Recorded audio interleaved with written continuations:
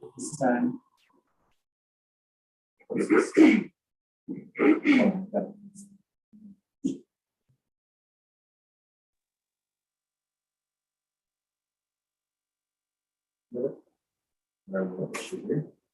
Lisa, can you hear us?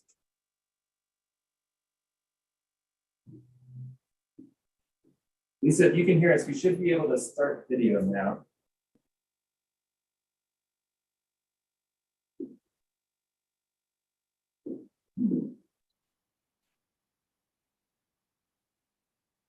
Lisa, can you hear me?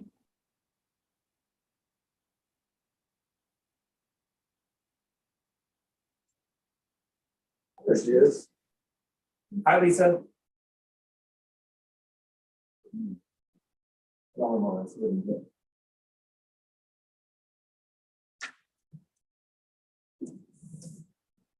Hello?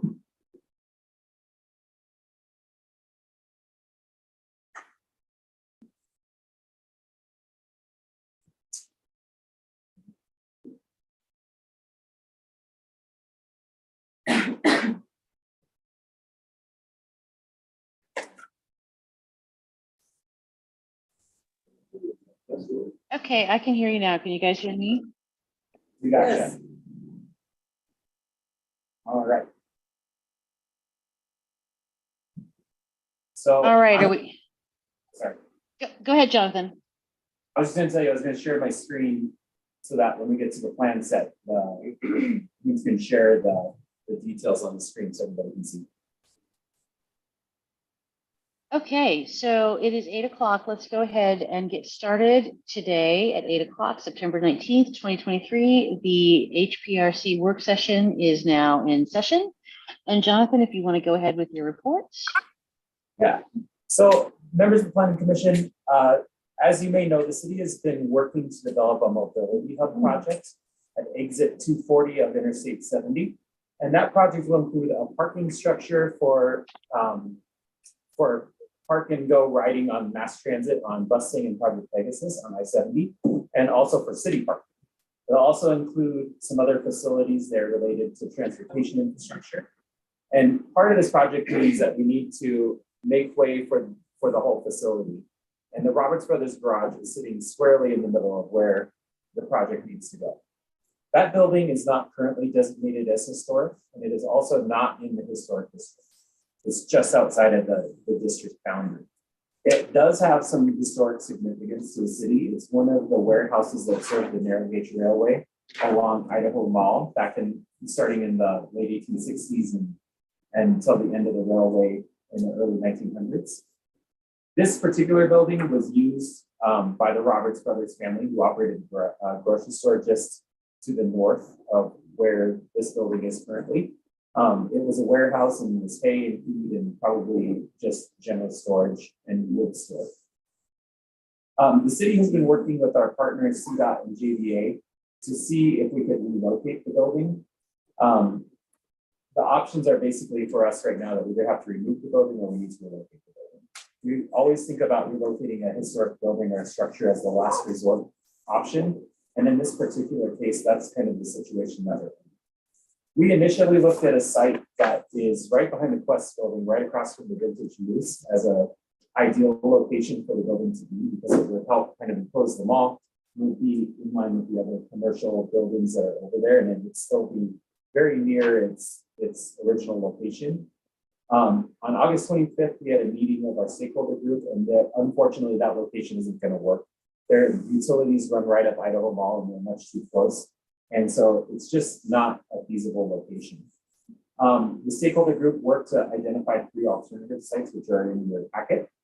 Our next steps right now is we need to determine where this building should be relocated.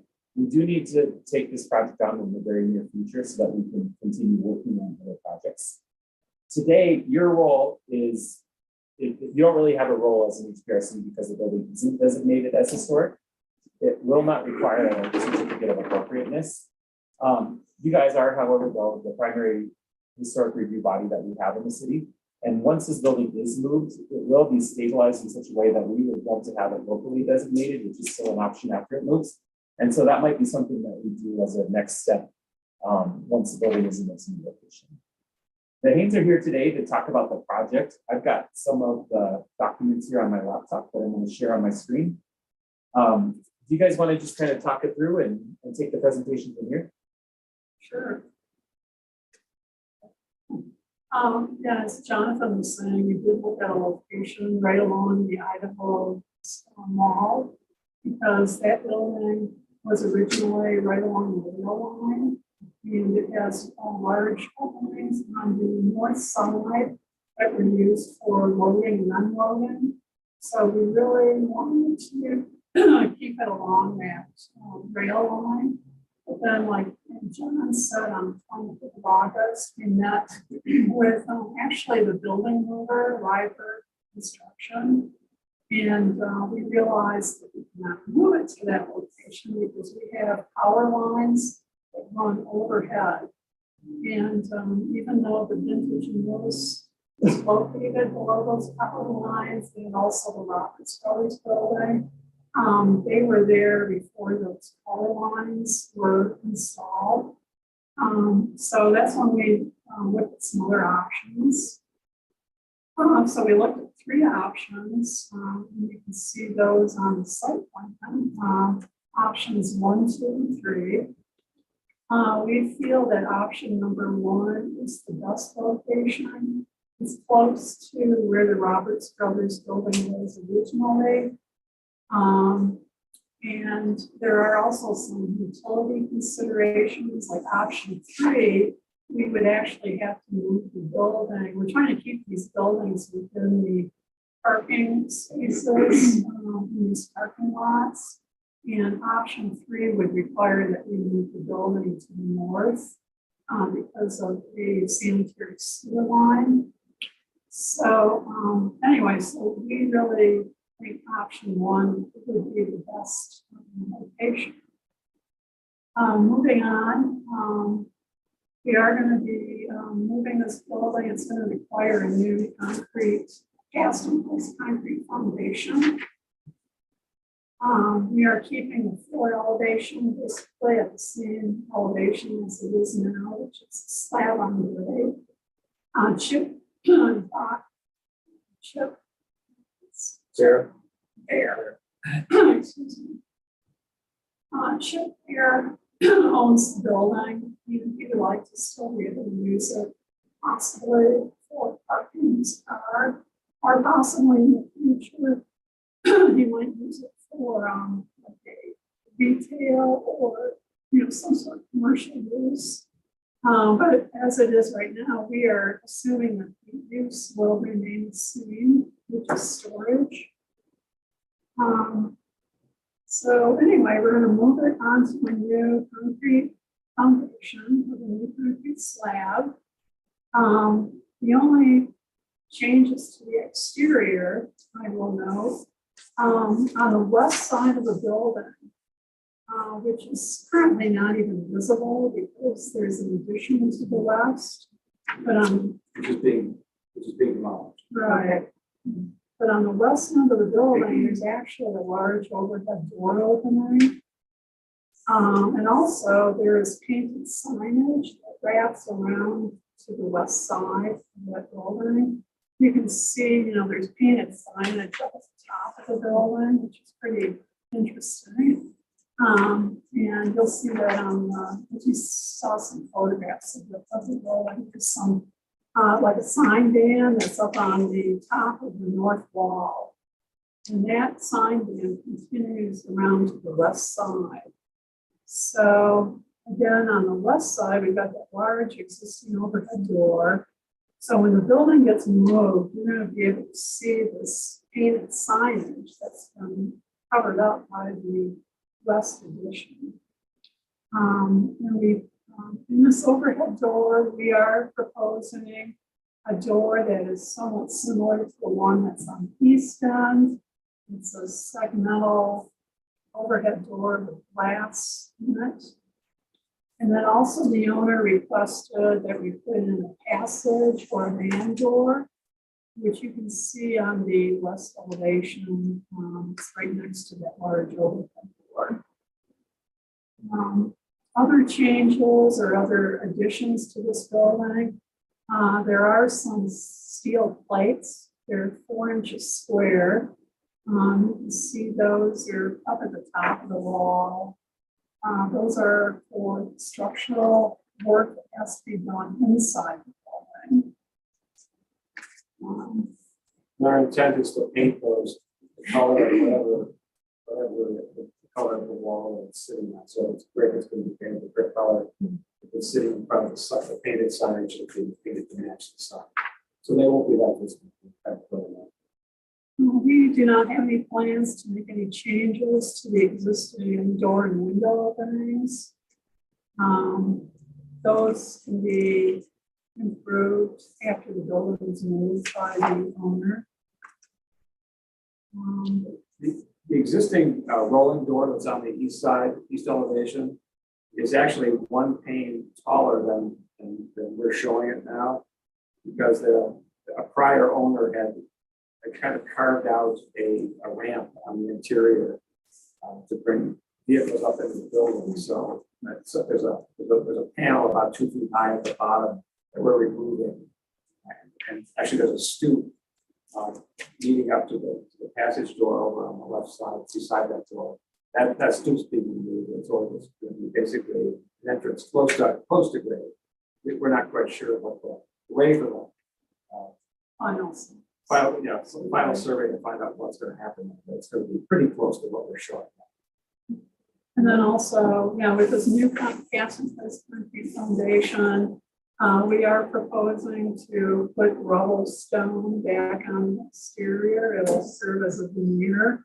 It will look similar to what is on the building right now. We found a source for that stone, which is not easy to and I do have photographs of it if you want to see those. We took some pictures of those. We got some sample panels that we took over the building and photographed those against the existing stone foundation wall. And I do have those photos if you're interested in looking at those. Let's see, what else can we tell them? We are adding all this steel structure inside because these walls, these brick walls, are basically only 8.5 to 9 inches thick. They're what we call 2 wides of brick. And this building originally had a floor that was at a higher elevation than it is now. And it also had a ceiling. And so this floor and the ceiling really helped brace these very slender walls. Well, since that time, that floor and ceiling have been removed. And so we are keeping the floor where it is today, or close to it. And so there's steel structure that needs to be added to the interior to brace those walls. And that's the reason for those plates that are being added to the outside. This building was originally a 2-story building. There was a walkout type of situation on the, there was 2 stories on the south side. And if you look at the building, there's been a lot of bad things that have happened to the building over time. There's a concrete buttress walls and some additions. That's all going away. And so we're just for consistency, we're going to be putting this approximately 3 foot high stone base all the way around the room, just for consistency. We don't really actually know how it looked on the south side. The photographs are spotted. The photographs are obviously. Yeah, we have a couple of photos now that we have looked at. They actually had, I guess they had animals in the lower level back in the day. Like maybe it's stable or something. But that's gone away, and unfortunately, but it's kind of an interesting history. So I don't know what else. We plan to preserve to the extent that we can the painted signage that's on the west wall. So it's pretty interesting. You really can't tell exactly what it looks like because the place is filled with a lot of stuff. So we have to remove the stuff first to find out what we're dealing with, but we don't want to lose this signage. It's really interesting. Yeah. Also, when this building gets moved, it's going to stay in the same orientation as it is now. So it's say like this, it's going to slide over to here. So what's the front elevation now is going to become the rear elevation, and the rear elevation is the front elevation because it's going to be facing the same street that it faces now. So you're not just gonna We're not- slide it, you're gonna turn it? We're not No, going to we're not. flip it. We're just taking Oh, it and we're taking it over here and we're bringing it down here. Just because that's how it was historically. And So the east side that says antiques, which is the front elevation now, is going to actually become the rear elevation. And the new painted signage, that's the existing painted signage that's on the west wall, it's going to become very prominent on the street. So we want to make sure that is preserved. It's assuming it's in option one, Right. which I think is highly favored. I know there is another like, building very close to that one that there were plans to move it, but then it was time that the bricks were really like falling apart. And the city had purchased that property, Yeah, and we gave the building to another group that was going to move it. We built a foundation for it, and then to move it. And the building actually had an addition on the back as well. And so when they moved it, like I said, the brick is soft and there was some problems. But those problems, I think we don't anticipate. I guess you guys can speak to it more, but some of the problems they ran into in moving that building aren't going to be existent for this property. And the addition for this one has to be removed before we build it. And that addition, that's probably like 1903 or 1905-ish, right? It's very close to the city, you know. About soon 10 years. after. Somewhere around 10, we go 10 years after the original building. It's just based on seasonal insurance maps. And you gonna have some tuck pointing done prior to moving to read that somewhere? Yeah. To try and stabilize it. Right. Yeah, we got a proposal from a restoration masonry contractor. And we are planning on repointing the walls on both the exterior and the interior before the building's moved. So I'm sure there's gonna be a lot of other work following the move too. There could be cracks, and have to be infill of brick where the beams, the post beams that are post for moving the building are located. So, but yeah, you're right, there is some stabilization that's going to take place. The repointing was required by the building mover. Yeah, he asked for it. Yeah. Walls are 18 feet tall. They're only two wides of brick thick. So that used to be braced by the floor and then You can see a lot of separation on the exterior. There's some great. And also we've asked the demolition contractor, I'm sorry, the moving contractor to hire the demo contractor because the moving contractor has stated that where the addition that's going to be demolished meets the existing building that we're moving, he doesn't want it, he wants to have some of the building to be demolished to be retained because it's like 2 feet to the Roberts Brothers building. So What's the moving, we're not rotating the building, so what's now the front facade is still facing the street and location there? the reason is that the building, the way it's oriented right now, is always has the openings on the north side and we're adjacent to the rail line. And we feel like if we rotated the building, it would be kind of adding more false history. I mean, we'd rather not move it away from the rail line, but if we have to, we still want to keep the same one. Yeah, it's a real mixed situation in terms of where you compromise on that, so I understand what you're saying. So you're making that move it in fact. not necessarily. The one plus of rotating it is that you're maintaining the relationship to the street, right? Which is the side for which most people would see the building. However, you also mentioned was the relationship to where the railroad was. So it's a very nice situation. The other sides will look just like this side, just without some Right. large Yeah. garage and fan doors. Yeah. By not rotating the building, that painted signage that's on the north side is still going to be visible from the town versus letting people driving by on I-70 see the signage. Well, I don't know, I'm not sure if one's better than the other, but right now it maintains that visual. The north side of the building is more visually interesting than the south side. I can pull the building up on Google Maps so we can look at it. Give me just a second. Chris and Tim, can you tell me, do you feel confident that by rotating the building, you're still going to be able to maintain the structural integrity? Yes, that won't be a, That would not be. that would not be an issue. It would be fine either way. So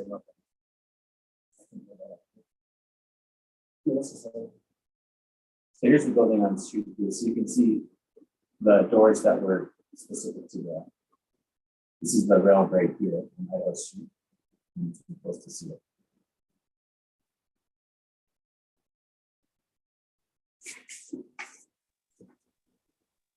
And another question, if it goes to location one, your option one, does that give plenty of space for what CDOT needs for the new parking garage? Yes. Yes, it's completely moved off site, so. Parking garage is gonna be west of 14th. Yeah, this will probably be the side of the parking garage where the building is now. This will be the eastern edge of it. I think some of the city's plans in the past have shown a much bigger garage. Is there the possibility that that garage might get expanded again at some point in the future? I think right now it's unlikely. We have talked about building expansions into the garage so it could be expanded over that it could be expanded east potentially in the future. But we have reached the footprint where the beams can be constructed and support the weight from an engineering perspective without adding an expansion joint and going further to the east. Right now, as the project is configured, we are committed to building the mobility hub project for CDOT, which will be kind of over here, right off the exit. And then this would be the parking structure. This is what we're currently calling the minimum project, is that parking structure in the mobility hub. And that's probably about a $13 million project. We also have been working to redevelop some of the city-owned infrastructure in the downtown, specifically Minor Street and utilities here. We'd like to turn this into a flat streetscape with better drainage and then better outdoor dining opportunities that are more permanent than what we offer now. And so this is part of the project we're envisioning. And what we're doing is applying for what's called a federal RAISE grant that would combine these projects. So the ultimate project would be this transportation infrastructure downtown. We'd include improvements on 13th over here, which might be a roundabout to put some traffic calming from people coming off the highway, and also some infrastructure improvements to make it just so that when people come to visit downtown, they wouldn't need to go into the neighborhoods as much, they just come into the downtown. And then over here would be the mobility hub. I'm sorry, I'm going to just here without a mask. And we're working to relocate these businesses right here into another location so that we could, this would be the mobility hub. And one part of this project that might be interesting is there's been some discussion about bringing the old train depot, which is located where Come and Go is now, but it would be kind of like the center of the mobility hub potentially. That may or may not happen, but that's something we've talked about. So this would be kind of where people would get on and off the bus, and there'd be some kind of turnaround over by Tommyknockers right here. And then we'd have the parking structure to the east. So it's probably right now not feasible to build a larger structure, but it could happen potentially, I suppose. I think the old railroad station is actually where the electric vehicle recharging. Yeah, it was facility on. is. Yeah, you're correct. It was in this parcel approximately. Is that a privately owned house now? I've seen it out on 103. It's privately owned, yeah, and I think there's an apartment in it right now is what they're doing. But if that was something that we could do, I think it'd be interesting. And again, that's something, because it's been moved, it can't be The designation can only be local, but would be a really cool piece of transportation history to bring back to very close to its original home. There's actually a narrow possibility of it still being designated. There's sort of provisions which are not very well known about the National Register. There's a National Register bulletin 4 that actually talks about moving buildings and the narrow circumstances in which a moved building could still be designated. Oh, that's cool. Okay. Like this building, for example, the city hall, this building was moved. And it's a Idaho Springs landmark. So from a local level, it's possible. Because the National Register bill actually does provide for the possibility to still be, like, to have a contributing structure that moves and still be considered contributing. But like I said, the rules you have to work within are pretty narrow for that to be able to apply. I mean, the general rule people just tell you is if you move it, you lose the designation, but there actually are some rules of how you determine if it's sufficiently retains its significance and integrity. Jonathan, can you tell me, how does the building owner feel about this? Does he want this to be locally designated or federally designated or whatever kind of designation that it can obtain? Is he on board with this? So I think we're still working out his use of the building and what would happen here. We have talked about everything from maybe it could be a co-op bike shop for Mountain Youth Network to operate some of the stuff that they do out of it, to being another, a cool bar or restaurant type place, or maybe some other kind of retail operation.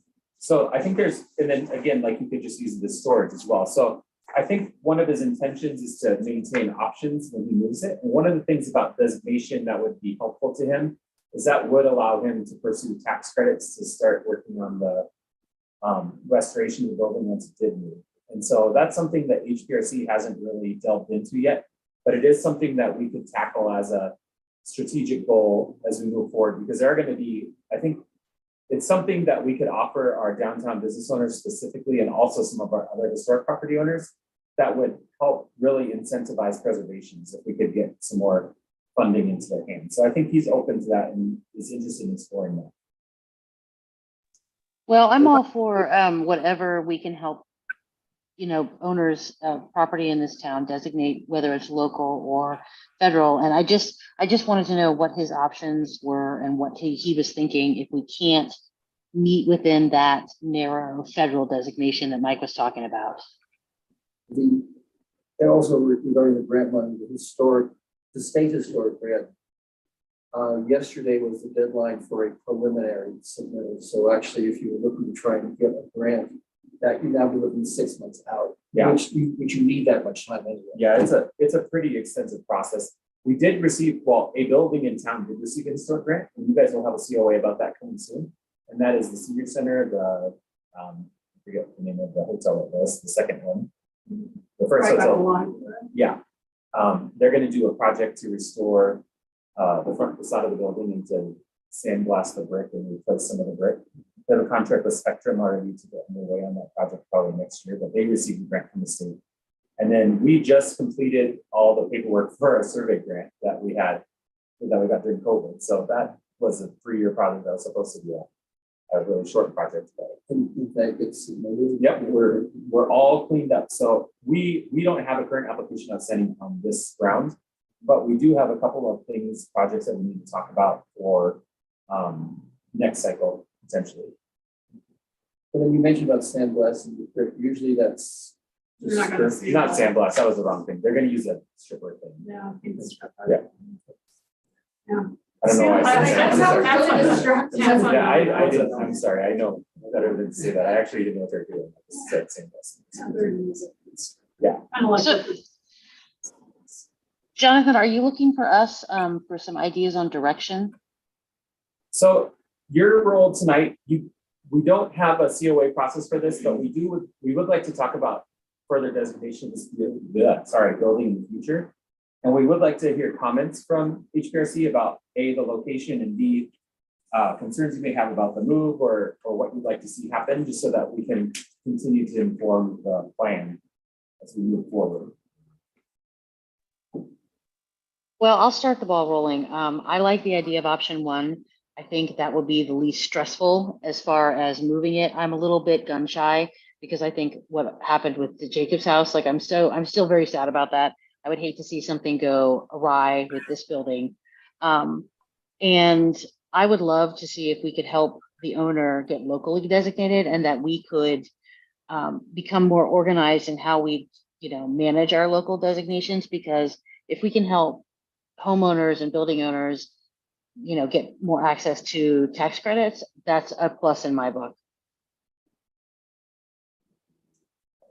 I think in terms of the aspects of integrity, this is probably the best compromise site of the three. In terms of what you lose, this is probably the best. Number one is probably the best choice.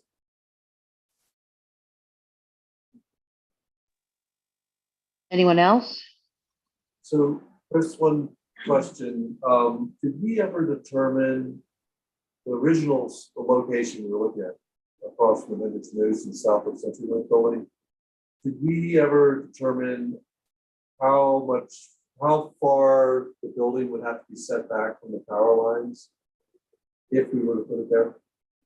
That those power lines, there's a crossbar on top. Yep. We think it probably extends out maybe 4 feet. Yep. So that building would probably have to be moved 5 feet or more to the south of where we had originally talked about. Kind of like we're option three. Well, I Maybe think not that far, we could probably move it a little farther north. The problem then becomes the impact on the parking lot. Right. Yeah. Right. And we really like that site right behind CenturyLink. We thought the idea of mirroring the building, the Vintage Goose building on the other side of the street, provide a little buffer to the ugly south side of the CenturyLink building would be nice, but those overhead power lines, we could underground them, but that's more cost and that would take a lot of time. By the time you got that proposal to Excel and put the request in, and got it approved, and this is already a very costly relocation. I'll be frank with you all. We're updating council on Monday night about this, and we're all very much want to see this building saved. But I can also tell you that we're looking at we got a preliminary cost on the move, just the move and the foundation of what was it, $400,000, and then you have the tuck pointing inside and outside, which was $70,000. So that alone, moving it, and we don't have a demolition cost, but that's probably another $15,000 is my guess. So you're talking about $500,000 just to move the building, right? And then once the building's moved, in order to make sure it's structurally sound on the current codes, even with the current use of storage, we're looking at that structural steel installed in the interior of the building, which is quite costly. I don't think we have an estimate on that. We requested one, and we hope to have one for the city council meeting on Monday. We don't have that yet. Wouldn't be surprised, another couple $100,000 easy, probably. So we're probably talking $700,000-800,000 easily all in, just to relocate the building and to stabilize it in this new location to meet just current building codes and storage. Not even talking about any other use. That's right. So our understanding with the property owner was that he's willing to have it relocated. We'll do that, but our main objective is just get from point A to point B to the same use. If the owner wants to upgrade it to some other use, that'd probably be more cost. That would not probably would be more cost to be, a use as a restaurant, a use as a business, whatever it is. So I just wanted to also let everybody know kind of what we're dealing with cost-wise, and we want to get council updated on where we are with it and make sure they're good with moving forward with this relocation. And also, I guess I should mention that we did We are planning on stubbing in some utilities for this building. We did a preliminary layout of where a restroom, accessible restroom might be located. So we would know where some utilities need to be stubbed into. Then also we're talking about bringing electrical service to this building. So those are additional costs too. The building currently does have electric.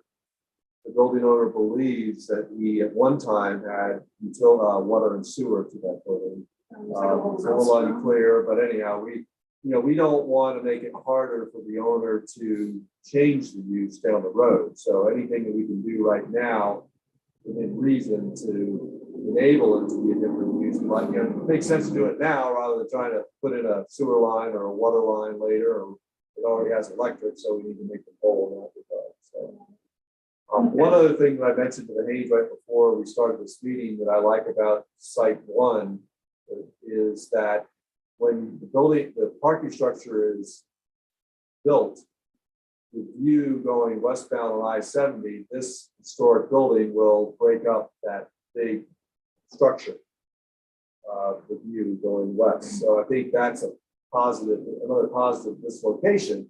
It just adds a little bit of historic character to the west side of that big parking center. I think Chip, I don't think he was particularly in favor of option 2 because he was concerned about blocking the view of the vintage moose from the highway, which I think is very considerate. This option 1 is also close to the existing Bojo's property. So if there is another benefit, if he wants to have it for future use for Bojo's or some satellite eatery or whatever, it's right there. Right.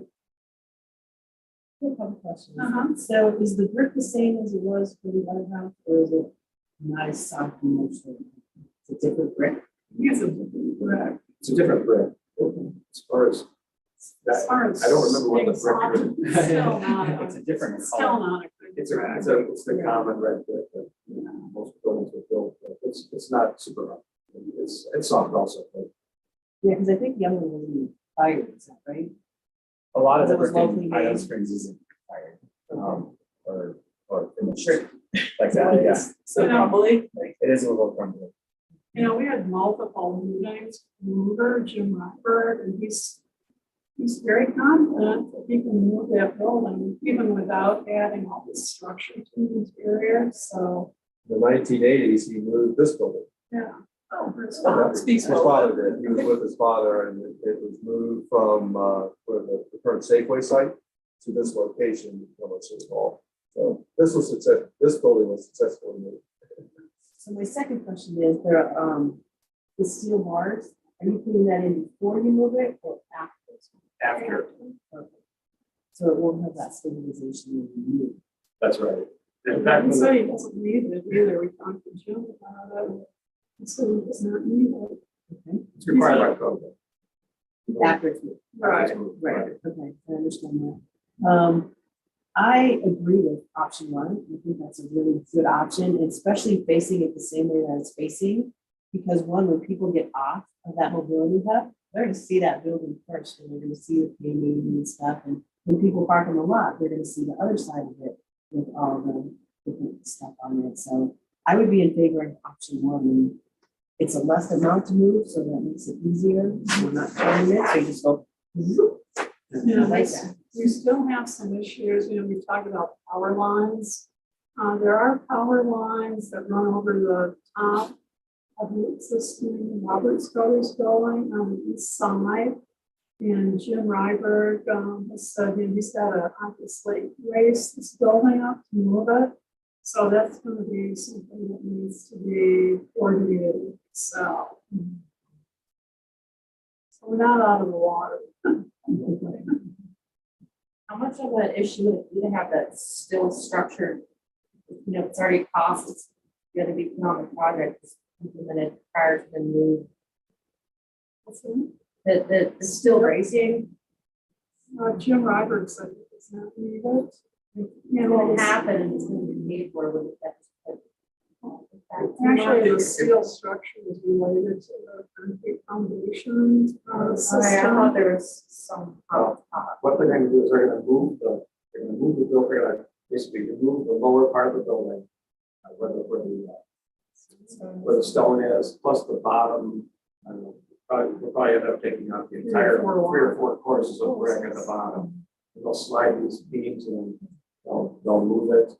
And they're gonna place the building in its final resting place, and then they're gonna build the foundation wall underneath it, because we don't know how curvy these walls are. So actually, they're not gonna have a foundation in place to set it down on.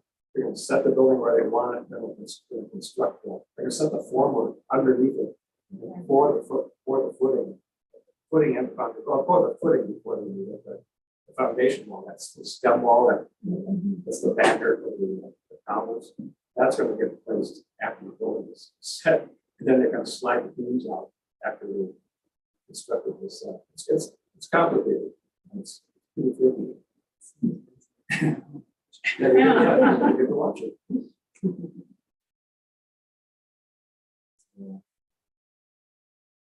It's this electric line that's running along the alley now, along the mall. Is undergrounding that portion of it part of the project For the parking structure, it is, yes. Okay. So that's how you're getting around the problems we're having with our site. Correct, but again, we're very concerned about the time, we're under, we really need, there are other things that are dependent with the design and the progress of the mobility hub and the parking structure that this building needs to do. We've got to get it out of the way, so that's why I don't understand what you're asking. Would it make sense to underground everything? But that's such a I wasn't. oh, I'm sorry. But yeah, I know the cost. that's what I would love to do. If money wasn't an object, if time wasn't an object, I'd say let's get the power lines underground. It's funny, how are you getting around that problem? But we are planning, Makes yes, as sense. part of the parking structure project, yes, Tim, we are planning to underground the power lines, at least in that block. I'd love to do it, the whole block, get those out of the way in the back of those buildings along the mall. That's possible, but right now we're just committed to doing it where the parking structure is. Understand. Makes sense. Are there any other questions? Any concerns? Well, it's not an official vote, but I would suggest that we go forward with option 1. I think that makes the most sense. Rest of the commission? Yes. And we wanted to bring it here because we know that city council will value the input from Hprc, even though it's not an official action. We want to make sure you all are briefed on this and also had a chance to have an input. So John will include that in his staff report for Monday's meeting. Perfect. Okay, that moves us right along to sites and facilities. Jonathan, would you like to start on this? Sure. So these next 2 items are more discussion items, so I don't have a staff report for you. I want to give you a little bit of background about Sites and Facilities Committee. The city has, for some number of years, for a significant number of years, had 2 historic kind of committees in the city. Hprc is the first. You are the CLG body, which you look at certificates of appropriateness. That's your primary duty and scope of responsibility. And then we have our Sites and Facilities Agreement with the Historical Society. That committee kind of does the planning and strategic planning for capital improvements and maintenance that has to happen to the historic sites and facilities owned by the city. There are several of these. Some of them are like the Steve Cannon statue, the cannon at Library Park, the library itself, this building, the Blue Ribbon Tunnel.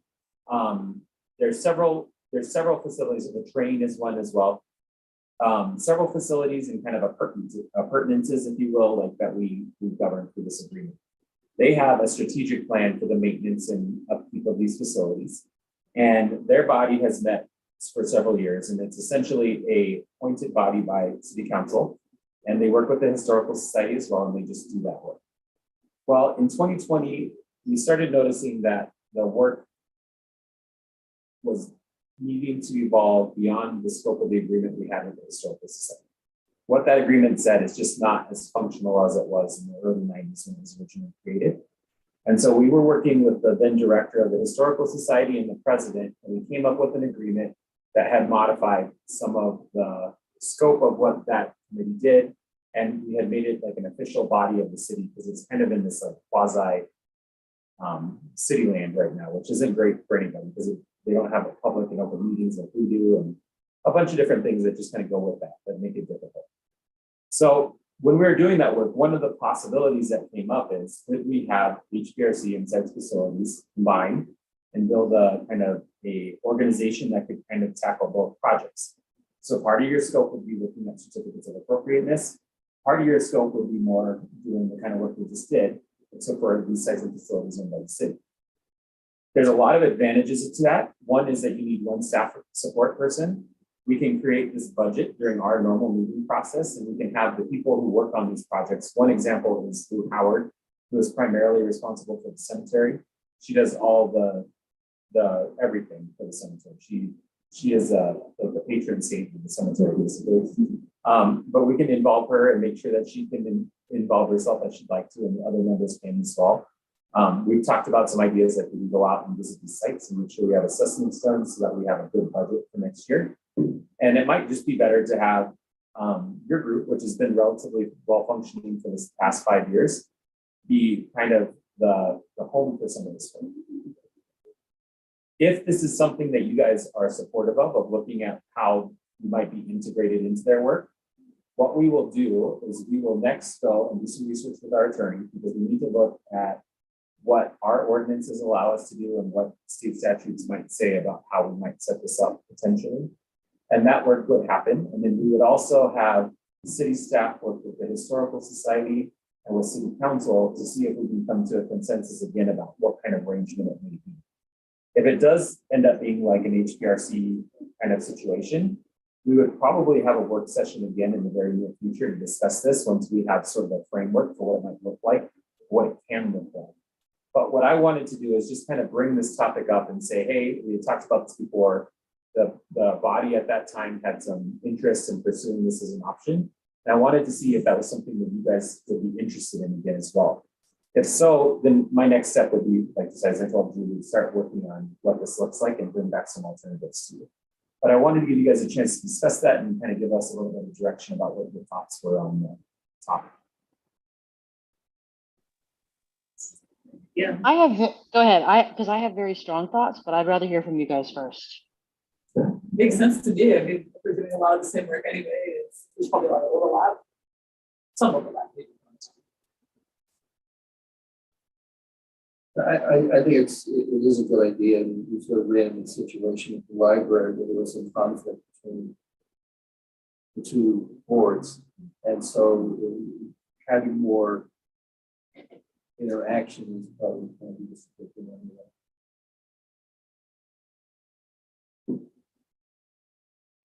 So my thoughts on this are, they really haven't had very many meetings, and I apologize, there's a lot of background noise, but they haven't had very many meetings since 2020. I've talked to folks on the Historical Society board, and they've gone 4 years without meetings.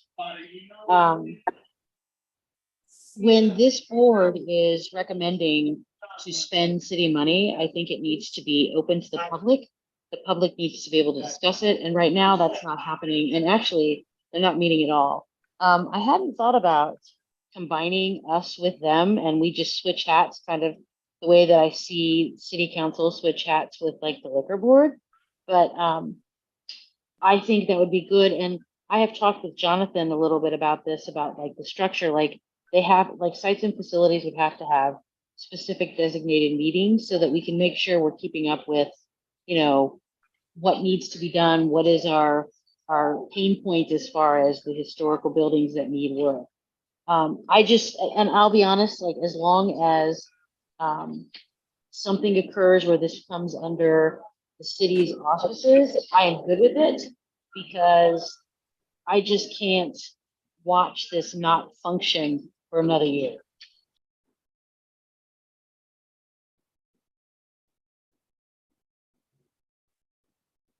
So for staff, I'm just looking for a little direction. It sounds like you guys are all open to this idea, with the understanding it's still a little bit high level and we've got to do a little consensus building. Is it okay if we come back to you, hopefully by the end of the year, with a couple of alternatives of what we may be looking at with what legally is possible and what is where consensus is kind of leading us on both sides, historical society and city, and we can talk it through with a little bit more serious details. Yeah. What the meetings would look like and stuff like Yeah, we probably would meet a little bit more regularly in this case. We probably have a couple of meetings dedicated to this work, and this kind of leads into our third agenda item. But what we would need to do is essentially create a capital maintenance plan for the facilities. So Lisa and I talked about this a little bit, but one possibility would be is we start taking field trips and we go like to the host houses one day and look at what might need to be done in the next year, and then maybe go to the Blue Ribbon Tunnel, which is a rock hole, so probably won't need any work of it.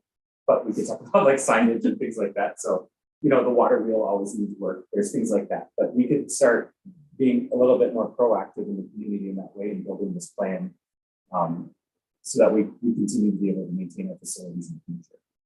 And that's something that probably would be eligible for one of the small grants from the state in terms of coming up with, basically build a structural analysis to what needs to be done, like what was done with the hotel.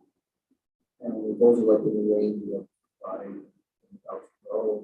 Basically, to do planning and just have to even hire an architect to do an assessment. That would be great. And maybe we could start. And there's no schedule for that. You can apply for those small grants anytime. Yeah. Some of our facilities are not going to need, you know, we want to, one example is the 6th Avenue Host House. That's one we should just go see because it's very cool. And the inside is beautiful and it has really cool, like 100-year-old graffiti in it, which is awesome. But that one we want to build like to that point, we might want to create like a maintenance plan, annual maintenance plan that we just know we won't get in trouble with that building and that we can maintain the condition it's in now. So, or you know, as much as we can. So I think this is something that we could have some fun with, and grants would, I think from my perspective, the city staff, it would be easier to apply for grants if you mentioned if we did have a little bit more cohesive body that was applying for them and we were on the same page with everything. So that could be another benefit potentially.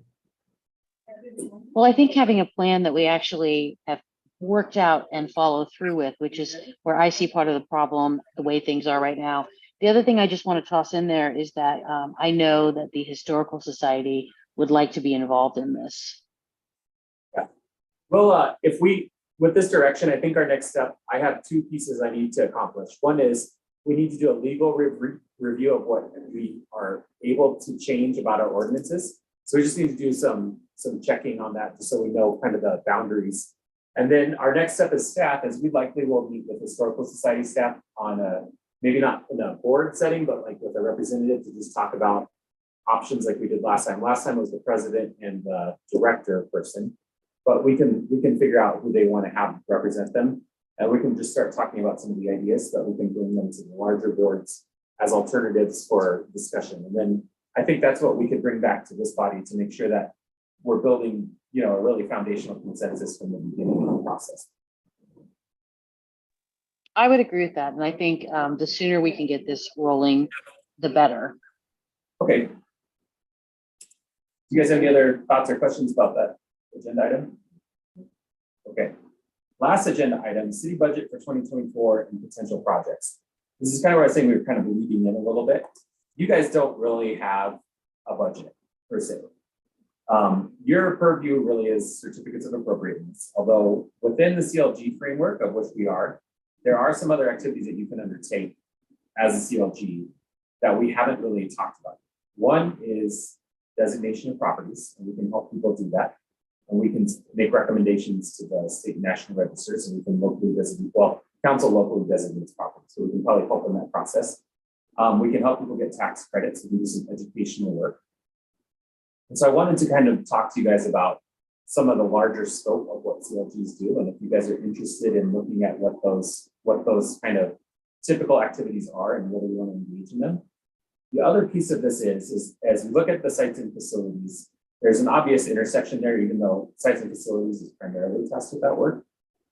We do have several historic kind of projects that happen all the time in the city. A recent example of this is the library project. We just completed that and it went pretty well. that did require a COA. So I think there's a really logical reason why we want to talk to HPRC about these projects right now. And as we grow and evolve, it may become even more so. But these projects, I wanted to bring up some of them and just kind of bring them to your attention and start talking about them a little bit, because we do want to budget them for 2024 and keep moving. As I see it, the really primary ones are the train. We've been working on the coach for several years, and I'd like you guys, if you ever would like to come see it, we're going to go see it this fall probably. And if you'd like to come and look at kind of the structure of the train and the restoration work that's happened on the coach, we'd love to bring you with us to Silverton. That's a project we need to continue. We are almost to the point with the work that's been done that we can apply for state grants for it. The reason that we weren't able to apply for state grants for the coach before is they had received a grant for some of this work in the past. And if you cannot, you can't get a grant from the state historic funds for work that's already been done, and we couldn't document what had been done. So what we did is we worked on the structure of the train. We've basically gotten to the point where no potential work, where there's no reasonable argument that any of the work that was done kind of fits within the grant guidelines of what happened in the early 90s. So we would like to apply for a grant to keep working on that train, but we've gotten to the point where it's basically going to be waterproof. And there's a decision point that needs to be made about whether we bring it back to the city or whether we leave it in Silver Bloom until we put a cover over it. This is a really critical thing because that train is right next to I-70, so the salt sprayed on it is directly in the sunlight all the time. And it just eats, the combination is just really bad for the wood on the train. So what I would really like to do is really move forward a project to cover the train in the immediate future. We've talked to architects about that, Tim and Chris, a little bit about how that might look, and we wanted some appropriate and all of that kind of thing. But that's one of the things that will really allow us to move the train restoration project forward, where we can finish the coach and then we can start working on it. So this cover for the coach, would it be built to cover both pieces initially? So we would remove the engine, take the engine out in order to put the other one back, or? That may not be necessary. Okay. So essentially what it would be is like a garage. So we'd Right. like to be able to pull the train and the coach out as necessary, because in the future, we'd like to continue the maintenance on them and not just sit there. There's also potential that the coach could run either in Durango or in Georgetown. And it would be on a very limited engagement. And that's something we talked to the community about first to make sure everybody's comfortable with it. But that could potentially pay for its maintenance forever, because it's a very, very special coach. And the engine is special engine too. So if there were ever an opportunity to run it, there's about, every train nerd in the entire country would run it. So that's kind of a really cool thing that we could do. So we want to make sure that at minimum we could get it out for maintenance, but we want to leave open the possibility that if the community decides that we want to do that, that we could. The train coach, the cover also, we want it to be a nice looking building, but it's not going to be historical. So one of the ideas we've had is to make it look kind of like the old depot, which was, had a gabled roof and it had some, it wasn't a very fancy building, but it had kind of that mountain Queen Anne Victorian look thing going on a little bit. Where it sits now, where the engine sits now, there was actually a barn type of structure that occupied, a very large sort of warehouse barn structure that occupied that location. So there are some historic photos of what was in there, what was in that spot. That's a good idea. I hadn't thought about that.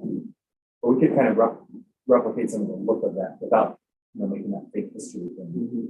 Which we could do, and train people, what they really want is to be able to take a cool picture. So we want to keep that in mind too. So, but that's one of the projects that we need to look at. And then the hose or the powder house. I don't know if you guys have ever seen the powder house, but it's up on Soda Creek. And it is a really gigantic powder house compared to what you normally see. It's a rock building, and it is not in a terrible state of disrepair, but the roof is failing. And we've been talking for some time about moving that building as well, maybe by the visitor center, but we don't know exactly. It is in a condition that it could move if we wanted it to, likely, but we have to start working on that and looking at it. Other than that, we have to paint the central hose house. That definitely needs to happen. And there may be other projects too. And this kind of gets to this field trip idea I had about where we might go out and just start looking at things. The water wheel will likely need something. It always needs something. And then other things, Steve Canyon needs to be fixed. He's got a crack, and that's going to need to be addressed. I think those are big ones. I don't think we're going to paint the library. Painting the library. Sure. And revarnishing the doors at the entrance to the library. And I don't think, what we'd like to do, there's some signage stuff that's historic related, like Water Wheel Park isn't well signed and it's difficult to know that it's there. And we'd like to do some signage that shows the Blue Ribbon tunnels and the water wheel. And then other than that, I think that's probably pretty much it. This building is going to have some renovation. It's going to have tuck pointing done. The windows upstairs, these doors are going to be worked on a little bit, and new restrooms. Well, you mentioned the maintenance plan earlier, and one of the things that CLGs do actually is also a historic preservation plan, which you sort of we pull all of these activities together. And again, that's something that probably you could apply to the state for a planning plan. But the idea is to actually do a plan of these are the things we're going to do. Somewhat like what we've done with the survey, but this is much more comprehensive in terms of what's the total range of preservation within the community. I would be comfortable with taking that as a step on this whole thing. I think we need to talk to sites and council and sites and facilities about that a little bit just to see, but that could be a really good way to bring all of this together. So, because we have our version of that. It's not a real preservation. It's like it's just like a strategic plan that they kind of puts. It's more of a capital plan. And there's documents where you can find examples of where these plans have been done and used, and there's also a report of sort of how to do a preservation plan. So there's a lot of information that's available. Yeah. Lisa, do you have any thoughts about that? Or Well, I just have a question, actually. I was just waiting. When you're talking about the scope of HPRC, is it feasible that the scope of HPRC could be expanded so that we do look after the city's historic properties? Because we are a city organization, and yes, we're focused on our our historic districts, but as a city organization, I think it would be appropriate that we also oversee, the city properties. I also had the ramp at the visitor center, but you guys said that's already in the works, the ramp and the stairs. yeah, and that is like a interesting one because it's kind of outside the scope of the historic work. It's not the historic property, but it is something that is governed by the city's agreement with the historical society. So it's kind of like a outlier situation a little bit. Like as the regular, it's kind of like a building maintenance of the visitor center issue. In general. And that makes sense to me. I've just had a lot of questions about it. I feel like I don't know, I hadn't thought necessarily about sites and facilities, being an active part of HPRC, but it makes sense to me because HPRC as the preservation arm for the city, should be involved in helping the city figure out what needs to be done. Oh, I did have one other question. Do you have any ideas on where you might move the powder house? Yes, a couple. So there's a couple. I don't have anything that we haven't done like a site assessment or like come to consensus with anybody on this at all. But one potential location would be at the visitor center. They've expressed some interest in having it on their site, and maybe we put a plexiglass or we used to have iron bar door that you can look inside. So you could look inside, but it wouldn't be accessible. That could be an option. We've talked about there's some places maybe on the Greenway Trail that would make sense where it wouldn't impact other things. We've talked about a little bit about some other city-owned property, and we've also actually talked about leaving it in place where it is. It's just very inaccessible where it is, and it's not a place that's likely to get more accessible. So I guess that's part of this too. We're doing an assessment right now of some city-owned properties, looking at housing opportunities, and we may find out that one of those may not be appropriate for housing, but maybe it's more appropriate for a building like this. It's more historic interpretation of what a powder house is.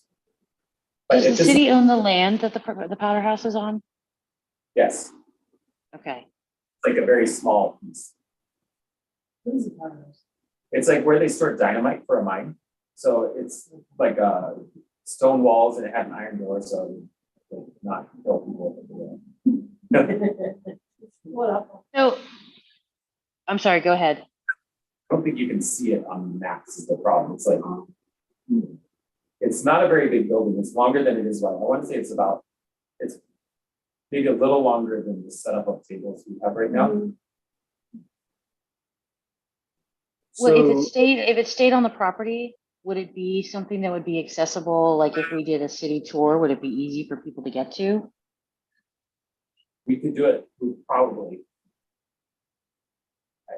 think That so. doesn't sound really sure. Well, I don't think anybody, I think in a smaller scale group like that, it would be no problem. I think if we tried to bring like every tourist there, it might be different, but I think we could figure it out. It makes more sense to me to have it in city limits so that people can include it in walking. I like the idea of it on a greenway. It's kind of like where Pine Hill comes out on the second entrance. So we would like to move forward with the design, get a proposal for the design of the train shelter. So we get that design hopefully this fall and construction next year. And then also retain the Haynes to do an evaluation of the powder house and possibly look at the option of relocation. So I think we'd like to get those going this fall. So that way we can get those two actually accomplished next year, the shelter and the powder house restoration and or relocation. Breckenridge has a shelter. Yeah, And Arvada was going to build one because they have the last streetcar. right. I think it's either complete or close to it. It's at the mill, whatever that mill building is in the edge of Old Town. Yeah, there's a little park. Yeah. There's a couple that are really pretty ones too. And there's some that are just like a shed roof. And I think that ours, we're gonna have to like strike the balance between the two. I was hoping to avoid just like a whole with the shed roof on it, but you know, also we're probably not gonna be able to afford some kind of like wrought iron Victorian masterpiece. So I think we had been talking a lot about, the T-boat, but I really like your idea about replicating those on the site before, and there are some really good pictures. Yeah, and there were railroad sheds, so Yeah. that's, the shed structure is, you know, sort of consistent with what the use is. Well, I would definitely, I would support getting to work on the train. I hadn't thought, Jonathan, about the snow and all of the, you know, like the snow mitigation, that would be on 70. I would prefer to bring the coach after all the work you guys have done on it. I would prefer to bring the coach here and cover it rather than leave it there and, you know, try to clean it up after a winter next to I-70. If we could get the roof built, I think everybody would be a lot less nervous about putting the train back or the coach back if we had the roof in place. And they're willing to keep it, I think, a little bit longer because they've rebuilt the windows on it and they're about to put the siding on. One of the parts of this project that's been really hard is they had to get really good white pine and then they had to season it for a year because it's just what they're doing with it. So it's taken a little bit of time because of that. Well, one of the things you can do with the RFP for the architect is to make it a phased project so that you build the roof initially, and you add the walls later. And they designed it so that that's easy to do. I would be interested if you guys are in bringing back our RFP for review before we put it out and we could look at some of what we've done. And I think that would be a good activity for us. I agree. Would you guys be interested in taking field trips with me and maybe at least looking at a couple of these properties? Absolutely. Okay, we would just Yes, two hands up. notice it as like a regular public meeting, like it would be just like this, except for we'd say we'd be going to XYZ sites, and then that way legally we're covered as a body. Would this Okay. also be open for the public as well if they wanted to come along? If we go as a group, it has to, Yes, it's a Yeah. public has meeting. to be noticed. Let them know when. Okay, You want to think about that next month in October? I think so, and we will All be. weather's still nice. Yeah, I will be out of town from the 14th to the 22nd, but if we could schedule around that a little bit, we probably can still fit a nice Saturday in there, I'm sure, and then we could maybe start with, we can really start with anything, we could get the hose houses all together, or we can, I thought you were gonna say breakfast. I mean, I'll always be breakfast. But if maybe what I could do is send out a couple of dates that might work for you guys, and you could just respond, and then we could make a plan to go see what we can see. I would like that. Let me ask you this, does this give you enough direction so that you can move forward with the things that you want to put into the budget for 2024? Yeah, the only thing I wanted to ask about that we just kind of circle back on. We could have another work session about what the statutory authority of the CLG is and what our ordinances say about it. But there may be some opportunities to do some of this other work that we could do as a CLG right now. But that would require a budget line item. We'd have to look at what that could be. We're kind of right in the middle of looking at budget requests right now. But I would be interested in looking to see if you guys are interested in doing some more of the community outreach, education, more of these preservation jobs that other CLGs do. Because I think we've kind of got COAs in the wraps for the most part right now. Along those lines, if you haven't seen that the National Association of Preservation Commissions about a month ago came out with a comprehensive document on communication. It's like 80 pages long, and it's sort of like if you have to, any sort of communications you have on it with any group, sort of what are the things that are useful to say and not say. So I can send you that document. Okay. It's just a PDF, but they've been working on it a long time. And so it's about 80 pages long. So they tried to cover as many communications topics as they could.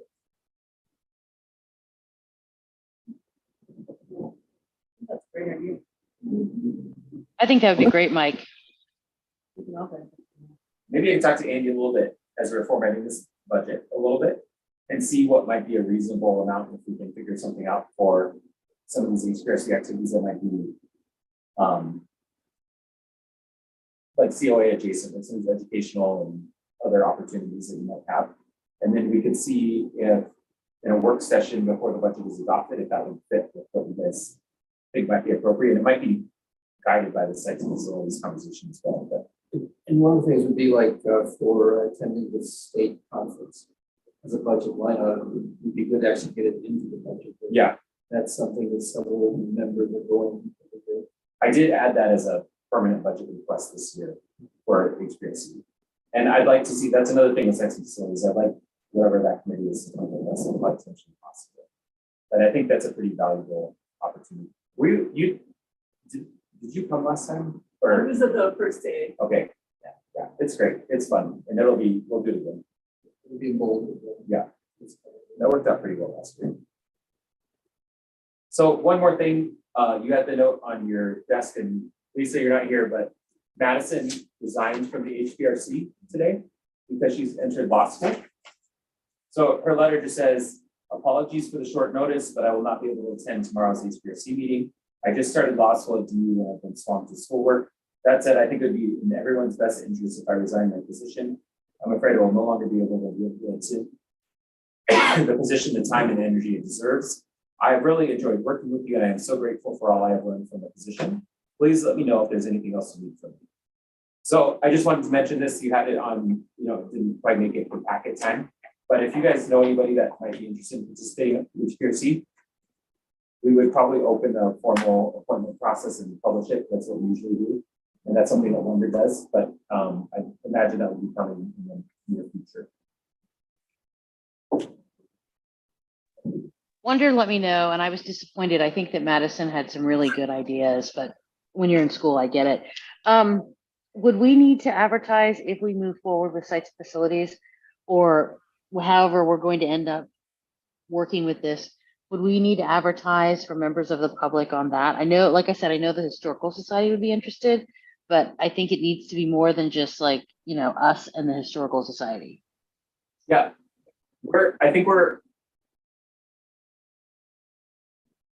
if the board changes at all, that would be something that we do. We follow every applicable public process in this process. But what we've got to do first is see if we've got to revisit that agreement that we have that is currently in existence. And we just need to have that formal conversation at the staff level with the Historical Society to make sure that this is something we want to pursue and what kind of the reasonable guidelines for that agreement. Like if we're going to keep an agreement, if we're going to go in a different direction. And what I'd like to do is, I think if we could have this conversation with Carmen, our attorney first, make sure that we have our legal boundaries of what we can do as a city, have that conversation with the Historical Society, I think we should schedule a work session. I think we could probably have another one in October or November, potentially, depending on if we do the field trips we make, or I guess we could talk on the field trip thing as well.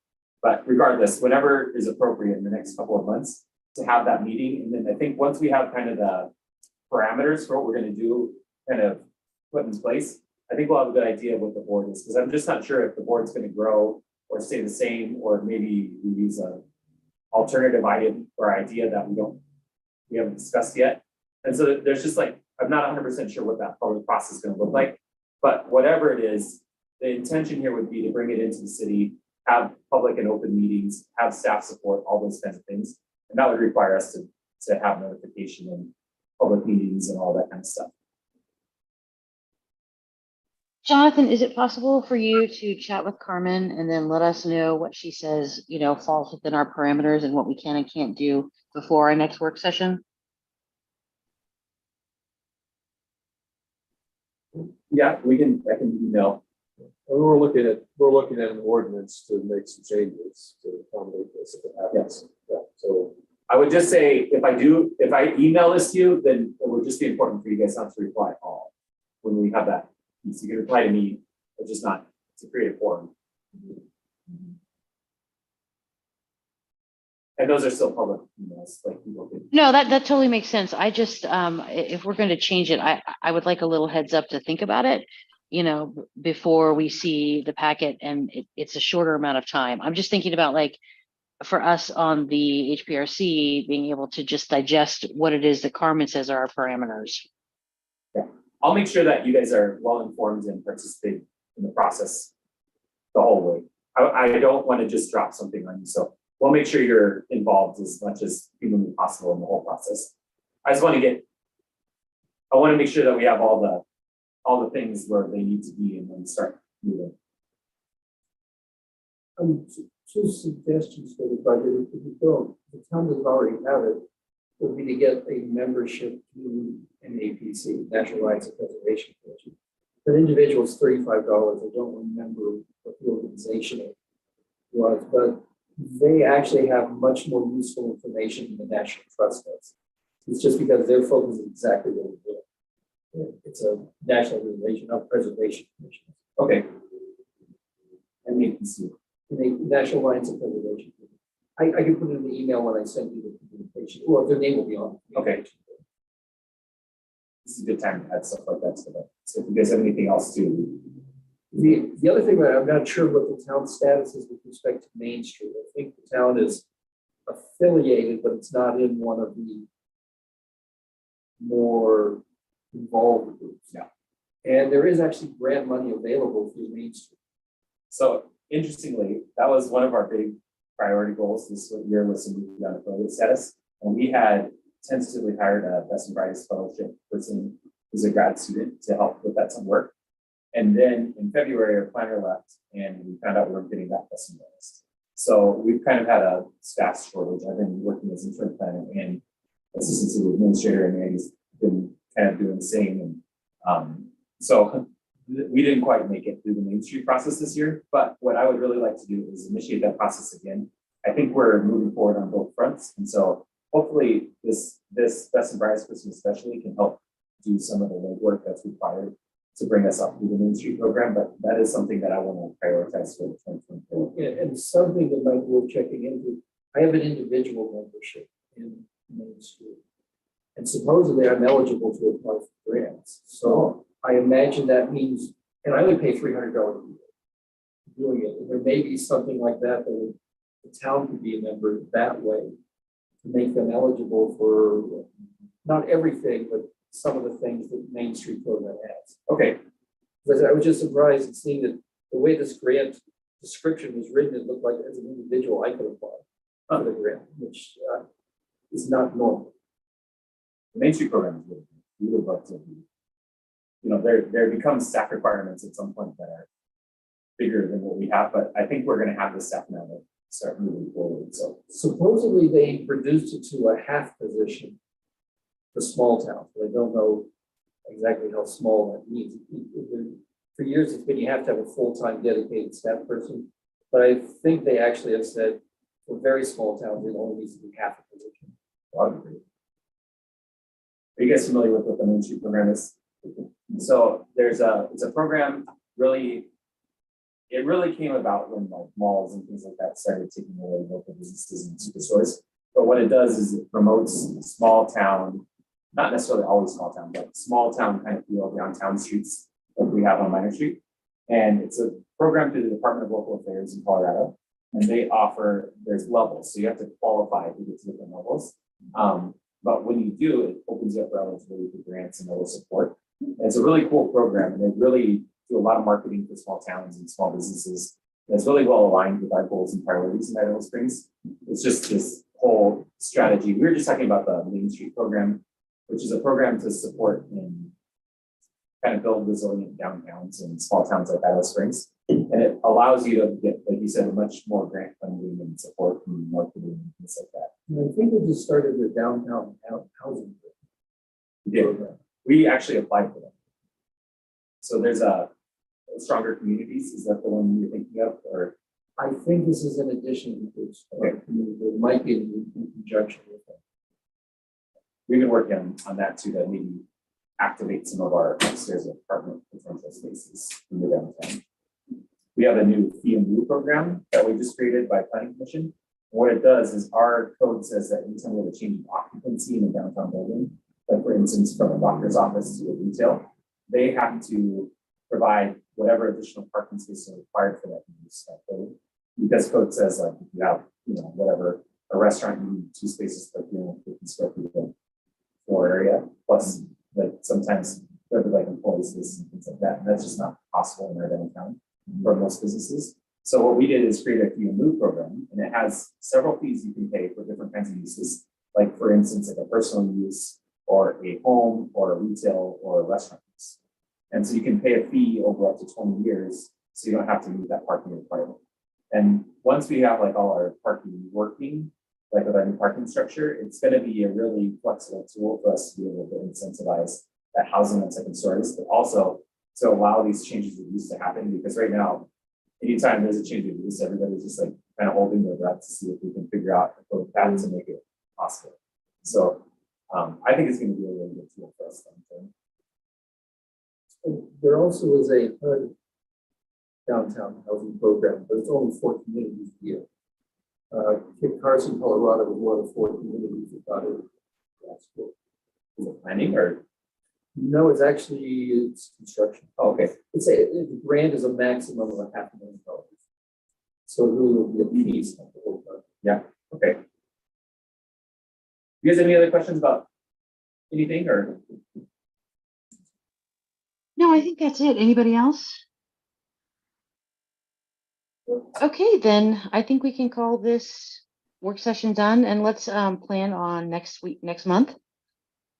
If not a field trip, at least a work session. I'll send out some dates and times, and if you guys can just give me an idea, because this would be like a off-schedule field trip probably. So I'll have Wonder, once we have it, we'll have Wonder post it and make sure there's an agenda and a general schedule so that we're in compliance with what we need to do. But thank you guys. Okay, thank you guys. I'll see you when I get back.